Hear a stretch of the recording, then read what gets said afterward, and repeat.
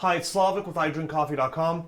In this video, I'm going to show you how to turn pre-infusion on and off using the ECM Mechanika Slim with PID. So what you want to do is you want to have the machine turned off. So the switch on the bottom left here is in the down position. We're going to put our brew lever all the way up. You might get a little water coming out of there if the machine is hot. That's normal. And on the right-hand side where we have a temperature selector, this is a 3-position switch. It's in position 2, which is the middle position.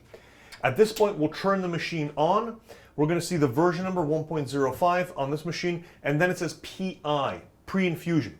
To turn pre-infusion off, I put it into position 3, which is the position towards the back of the machine, and then back into the center. You see it says off. If I want to turn it on, I'll put in position 1, which is the position closest to the front of the machine, and then back into the middle position, and it says on, and that's it.